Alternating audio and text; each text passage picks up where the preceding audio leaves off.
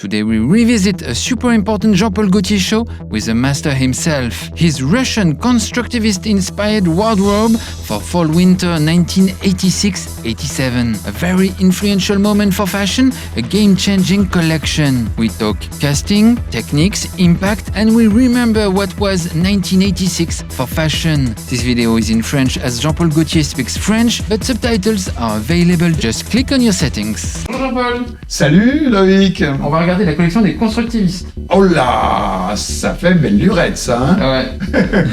Aujourd'hui, Jean-Paul Gaultier sort de sa retraite pour revivre avec nous son défilé culte de mars 1986, les constructivistes. Nous sommes à la grande halle de la Villette, tout Paris se précipite. Jean-Paul Gaultier a fait scandale sensation l'an dernier, en 1985, avec ses jupes pour hommes qui ont déclenché 1000 articles dans la presse. Ça commence le défilé. Alors ça, c'est pas moi, justement. Justement, c'est ce modèle-là, ce n'est pas moi, c'est pas le début du défilé.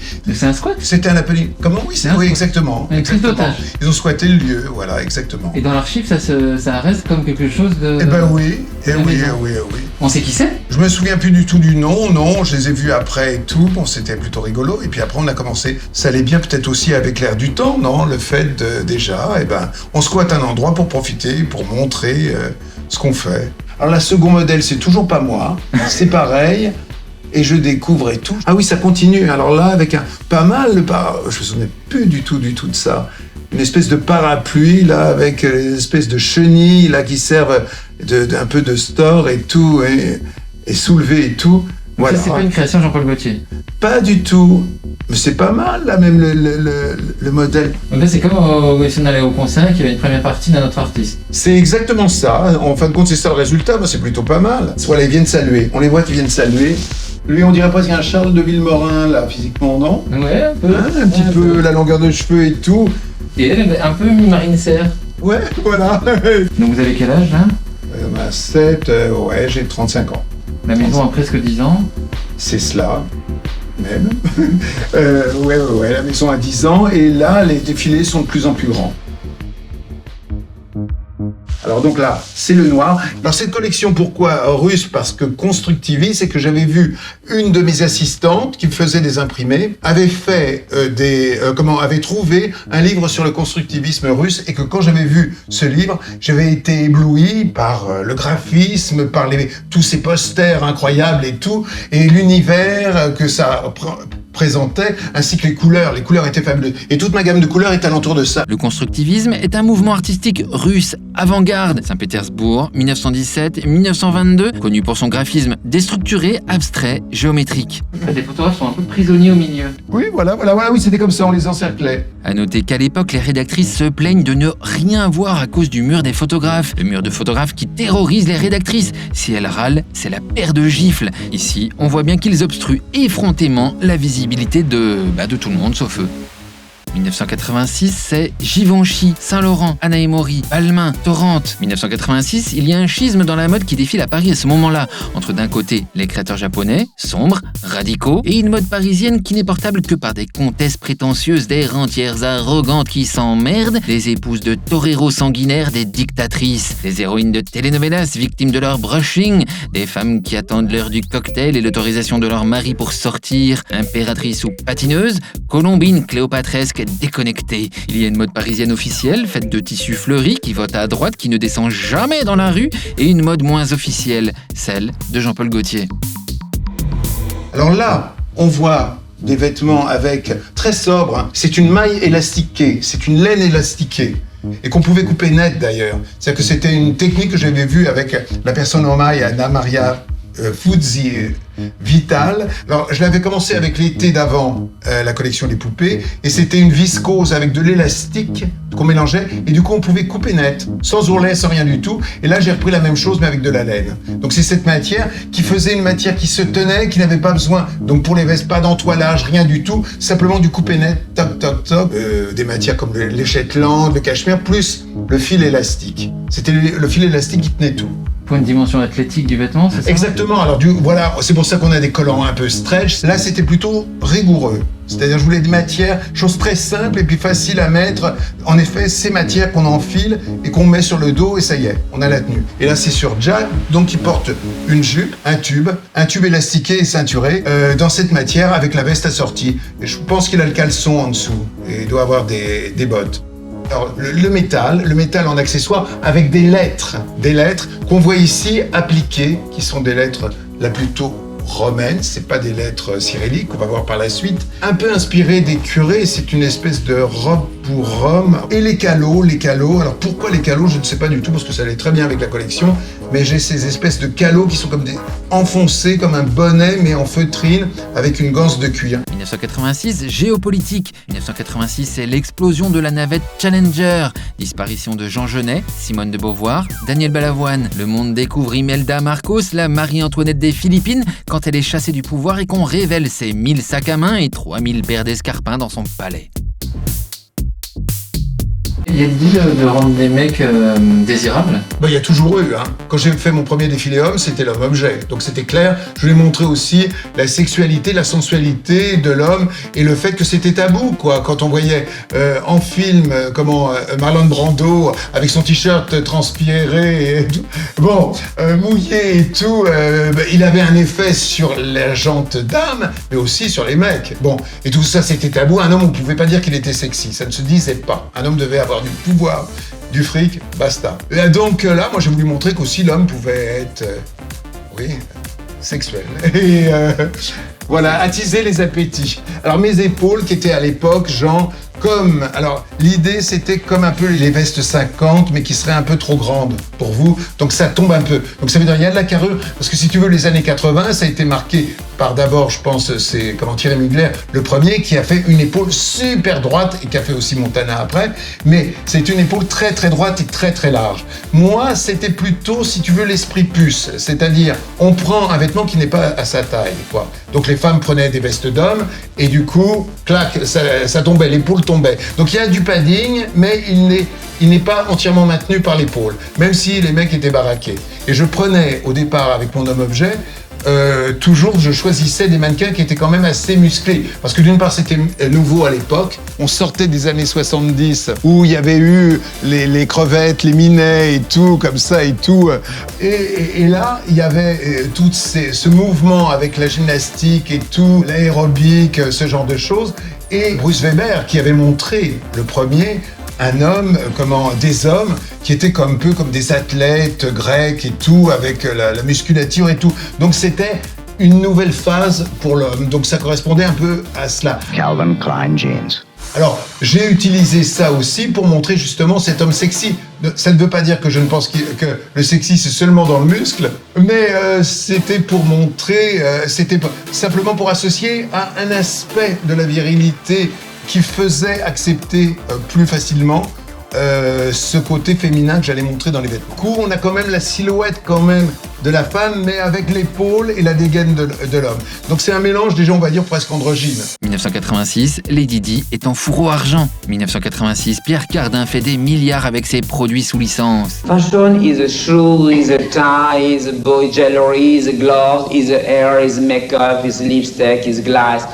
It's fantastic, the fashion. 1986, les rasoirs n'ont qu'une lame. 1986, on lèche les enveloppes sans penser aux perturbateurs endocriniens. 1986, Don Johnson est le tombeur absolu grâce à un brushing, un mulet, un t-shirt bleu sous blazer blanc. 1986, les lecteurs CD ne suffisent plus, il faut des lecteurs avec 6 CD. Les pubs pour le chocolat ressemblent à des publicités pour de la drogue. Les hippies sont devenus des pubards, leur culture de la drogue est partout, les Magic Mushrooms sont des désodorisants. Les cheveux doivent avoir l'air cher, de coûter très cher. Toutes les voitures sont rouges, les scooters ressemblent à ça. Ça marche vite pour l'époque. Ouais, tu sais qui c'est? Ça c'est Laetitia Firmin-Didot, la femme de Paolo Roversi. Ah, chic. Ouais, je ne peux pas me tromper en disant que c'est elle. Les mannequins professionnels, je les faisais marcher, mais pas pour voir si elle savait marcher, mais pour savoir si elle savait ne pas marcher, c'est-à-dire marcher normalement. Je détestais moi, j'ai été vraiment très influencé par Farida, par Edwige et tout, qui avaient des démarches normales, je veux dire, mais de femmes fortes et actives. Donc, je voulais représenter ça, cette force-là. J'avais rien contre celles qui étaient plus douces, mais je n'aimais pas le côté genre, je mets la main sur la hanche et je remue du cul. Ça, je détestais. Parce que je trouvais que c'était vraiment trop l'image de la femme objet habituelle comme on connaît comme le cliché, tu vois. Alors, en avoir une super cliché, d'accord, mais que la plupart des filles, je voulais au contraire qu'elles aient des attitudes presque plus, ce qu'on va dire, masculines, quoi. 1986, Cheveux.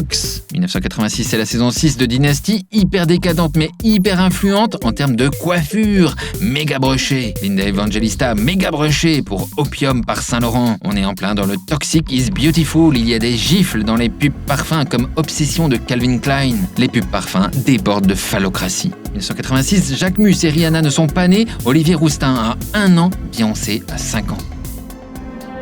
Farida, superbe comme d'habitude, avec un cardigan body qui se met par-dessus une cuisse. C'est pas une cuissarde, c'est carrément un pantalon botte. C'est-à-dire c'est une seule pièce. C'est donc genre, mais là tout en cuir.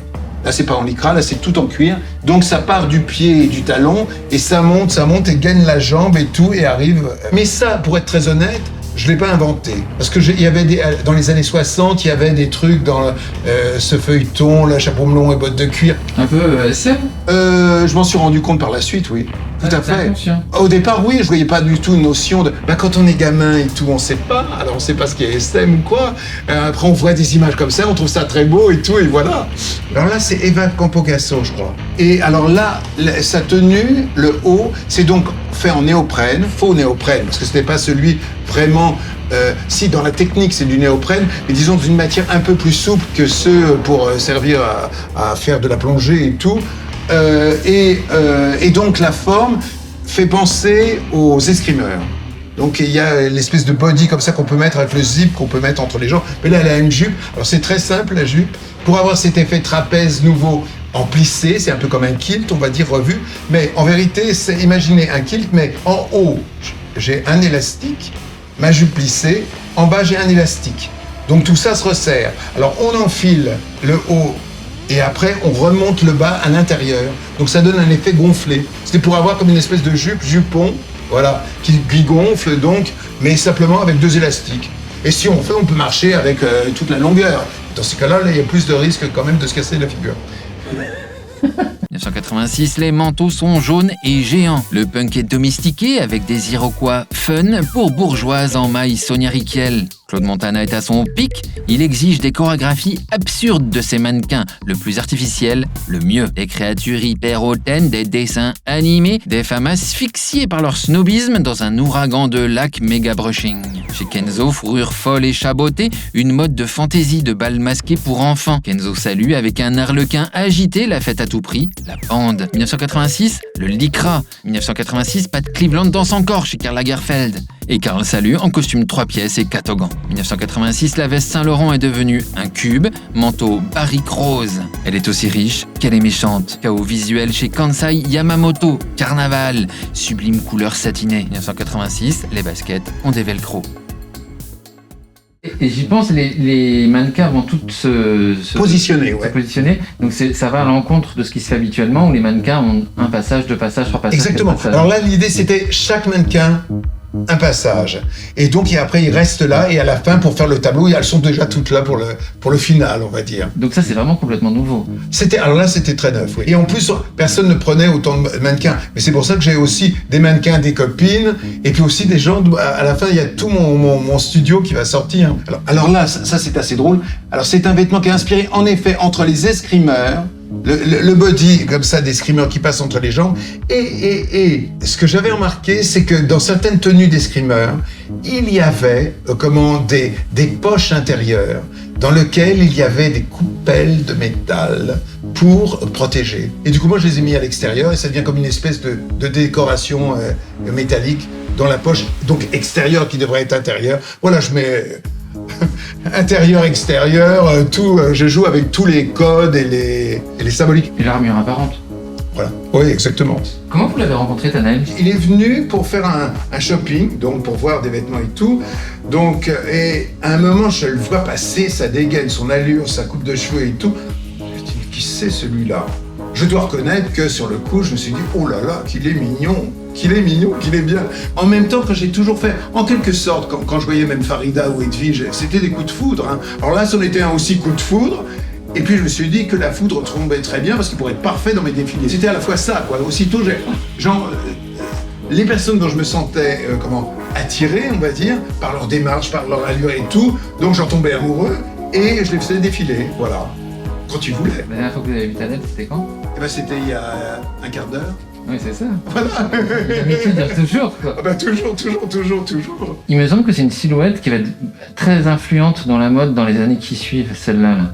Et que le mouvement Buffalo, les photos de Jean-Baptiste Mondino, Ouais. la Rapiétrie, tous ces gens-là vont être extrêmement influencés par cette silhouette-là. C'est possible. J'adorais le magazine The Face, c'était vraiment la Bible et tout. J'adorais tout parce que ça parlait de musique, ça parlait de tout ce qui était mode, mes modes de vie et tout. Et vraiment, c'était Heidi et The Face, c'était ma Bible donc. Et il y avait donc Rapiétrie qui accessoirisait et qui utilisait énormément de mes vêtements pour faire des photos et tout. Et j'étais à la fois flatté. J'allais beaucoup à Londres à cette époque-là. J'y allais pas pour copier, mais j'y allais pour me sentir libre. Parce que à l'époque, quand même, en France, là, ça commençait. Quand même, la plupart des journalistes commençaient à s'intéresser, mais il y en avait beaucoup qui étaient très contre tout ce que je faisais et qu'il fallait pas faire ci, que c'était pas de bon goût, que c'était pas ceci. Il y avait quand même pas mal de conservateurs qui aimaient pas trop ce que je faisais. Mais j'en avais rien à foutre, en fin de compte. Le jour où ils se sont mis à apprécier ce que je faisais, là, je me suis dit, sérieux, il y a un problème, là. Ça va plutôt mal. Alors les critiques américaines vont prendre des pincettes avec ce défilé Jean-Paul Gaultier. En effet, le constructivisme est considéré comme l'art officiel de la révolution russe de 1917, donc le communisme, l'anticapitalisme. Le magazine InStyle écrit « Jean-Paul Gaultier s'attaque au chic soviète de façon humoristique ». Et oui, 1986, c'est encore la guerre froide. Quand l'américain Reagan rencontre le russe Gorbatchev, c'est en Islande, comme si on choisissait un lieu facile à décontaminer. Coïncidence, exactement la même semaine, Thierry Mugler, lui aussi, montre une collection russe, pas sur le constructivisme, mais plutôt sur les surhommes des plans quinquennaux. Et que voit la critique française dans ce défilé Jean-Paul Gaultier? La journaliste du Figaro, Janice Hammet, jusque-là considère Gaultier comme un bazar d'inutilité provocante, de superposition anarchiste, d'érotisme de trottoir. miracle. Elle aime enfin ce défilé. Tout est portable, épuré, voire classique. Bon, elle croit que les inscriptions en cyrillique sont des plaques d'immatriculation de voitures, mais elle adore les trench et les duffelcoats et elle applaudit. Bref, c'est épatant. En France, c'était vraiment ce qui fait riche, ce qui fait... Alors, pas à l'italienne, hein, mais riche à la française, c'est-à-dire que ça doit être un riche quand même discret, mais très bourgeois, très conservateur, très ennuyeux, quoi, très emmerdant et très cloîtré. Et ça, c'est pas bien, les jugements par rapport aux vêtements, toujours. Quand je regarde les images de cette année-là, j'ai l'impression que toutes les dames vont à un dîner chez Proust. Oui, voilà, c'est un petit peu ça, ouais. Elsie Territo, une des premières mannequins transgenres, connue pour son travail avec le créateur Steven Sprouse à New York. Christine Bergstrom, autre mannequin fétiche de la maison. Le taffetas de sa jupe est drapé par du velcro sur un tube de jersey noir moulant. Le drapé peut changer selon l'humeur. Le trench verni, la robe motarde avec les seins marqués et le zip central, tout ceci va devenir silhouette iconique de la maison. Claire Nebout, c'est la jeune actrice du moment. Le joli coup de Gaultier, c'est qu'elle défile en mars 86 pour lui, alors que son premier film, Le lieu du crime de André Téchiné, ne sortira que 2 mois plus tard, en mai 1986, en sélection officielle à Cannes. Effet rideau avec ses lamelles de jersey tricotées retenues par des points. Le côté jockey et casaque est appuyé par quelques effets visuels comme cette queue de cheval interminable. Ici, le mannequin David Knight a noté combien les garçons marchent comme les filles qui marchent comme les garçons. Ça n'a l'air de rien, mais c'est nouveau sur un podium et ça a du sens. Alors là, c'est assez drôle. La coiffure, c'est une américaine. Et elle a les cheveux, avec son chien, tiens, voilà, on avait mis aussi. Alors ça, vous regardez ce qu'il a, c'est pour faire l'écran. C'est comme un bigoudi à faire d'écran des années 30. Là, il a là sur la tête, toute la tête recouverte de ses bigoudis à faire des années 30. Et le chien aussi, c'est bien un chien assorti. La constructivisme total, comme les affiches constructivistes russes, avec mélange de jacquard, où c'est vraiment le jeu des jacquards, là c'était le livre, tel que... Ça c'est Mike Hill. Que Vira Montes utilisait beaucoup comme mannequin, qui a eu les cheveux un peu blond platine et tout, qui est mort pas longtemps, peut-être 5-6 ans après du sida, le pauvre. Il était génial. Voilà, avec le petit bonnet en lycra et tout, pas assez enfoncé là d'ailleurs. Et jeu de couleurs, mélange de rose, et rouge et violet. Et après, ce monsieur musclé montre le petite manche pour faire sortir le biscotto. Un peu les kikis parisiens. Voilà, mais tout à fait.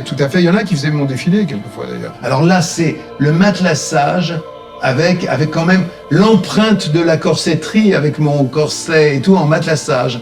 Donc c'est comme une espèce de doudoune, quoi. Asynchronique. Voilà, une espèce, mais là il est même plat, il est simplement suggéré. C'est simplement comme une illustration. 1986, les magazines actuels, Globe, Marie-Claire, la Radio Nova, la télé privée italienne en France, la 5. 1986, Corinne Copson, Nathalie Garçon, Martine Sidbon, Hervé Léger qui vient de se lancer. 1986, Alaya. 1986, Issey Miyake, Dorothée Bis, Chantal Thomas, Christian Lacroix triomphe chez Patou. Tout est bleu vif avec des manches montgolfières, des coiffures de lionne dans un courant d'air. Après, donc arrive, alors donc tous les gens du studio. Ah bah Shigeko, ma première d'atelier. Ça c'était ma première d'atelier, une japonaise. C'est pas vrai. Elle a Oui. défilé aussi. Oui, bien sûr. Bah celui va bien en plus. Le cheveu en arrière et tout. Comment ça s'appelle? Shigeko. Shigeko, et là, Yatsuko, c'est elle qui m'avait acheté le livre constructiviste. Alors elle est masquée en plus. Pourquoi elle s'est mis masquée elle?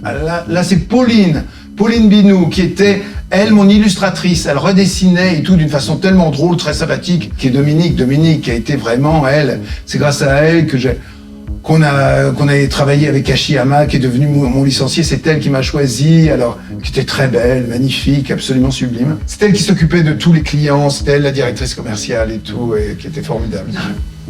Là, est-ce que je dois le dire? Je le dis pas. Il est connu? Ouais. Mais pas physiquement, il n'est pas connu physiquement. Après commence mon atelier, mon studio et tout. Ah, là, c'est des gens du studio. Voilà, Mais non, c'est pas vrai. Ouais. Oh. J'ai compris. D'accord. Voilà. C'est nombreux? Non, on était une dizaine, là c'est presque la fin. C'est quoi l'idée de faire défiler les gens du studio un peu? C'était l'idée ça me faisait plus de mannequins. Et puis en plus, ils avaient travaillé avec moi, donc voilà, on profite de la fête, parce que c'est une fête quand même. Voilà, Haïti, tiens. Haïti, alors là, elle est différente, elle était toute en bleu, tu te souviens au dernier défilé? Regarde, et elle marche bien, là. Tiens, elle a aussi, là, les trucs crantés, elle n'a pas besoin, parce qu'elle a les cheveux crépus. Et elle a donc l'espèce de truc métallique avec une jupe plissée en taffetas. Avec cette redingote comme ça et dans les tons marron, noir. Anna Pavlovski, regarde, là. Anna Pavlovski, elle a défilé pour le premier défilé de Jean-Paul Gaultier en 1978. Elle est un phare. Antonis. Il est beau. Très très beau. Et puis on l'a mis en body là. Ah ouais, t'as vu ça? Alors attends, j'ai porté cette tenue-là beaucoup moins bien que lui, mais au Festival de Cannes, j'ai été refoulé. Ah bah bravo. On m'a dit de redescendre et tout, j'ai vu la montée, la redescendre, je te jure. Bon, je m'en foutais, c'était pas si humiliant. Voilà Francis. Voilà.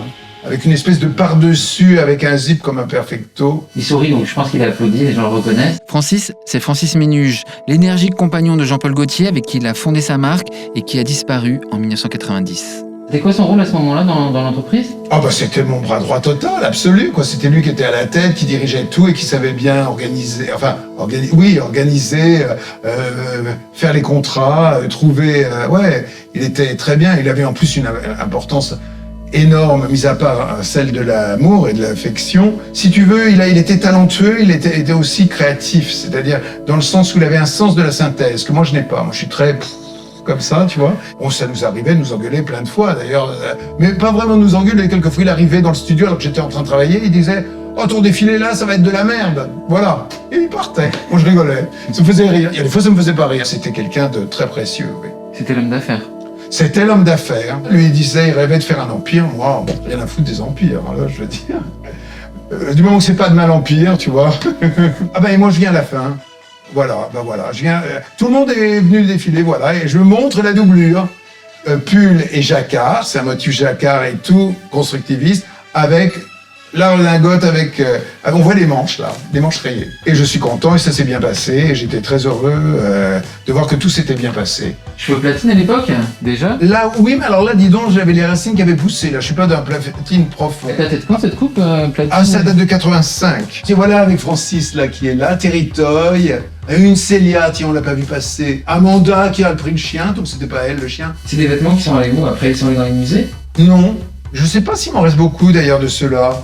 Moi, non, il me restait très peu de choses quand j'ai voulu montrer, il me restait peut-être un ou deux pulls, mais non, parce qu'à l'époque, bah, si tu veux, Moi, je distribuais après avec les gens qui avaient travaillé avec moi, tu vois, mais je ne gardais pas. Dominique, peu à peu, elle essayait de mettre des trucs de côté, mais enfin, bon. C'était fait pour être porté, quoi, dans votre... Voilà. C'était pas un truc à faire. Ouais, mais pour te dire très sincèrement, pourtant j'ai fait une exposition et tout, et j'ai accepté de le faire. Mais à une époque, pour moi, c'était vraiment quand on est mort, quoi. Là, tu vois, un vêtement, c'est fait pour être porté. Donc c'est le reflet d'une époque et tout. Donc ça peut pas être tout de suite. Alors maintenant, c'est tout de suite. Même le vêtement d'aujourd'hui, voilà, pour l'exposition. Non mais bon, enfin. C'est un peu dément, tu vois, c'est une espèce de chose tout à fait différente comme vue. Vous aviez revu le défilé?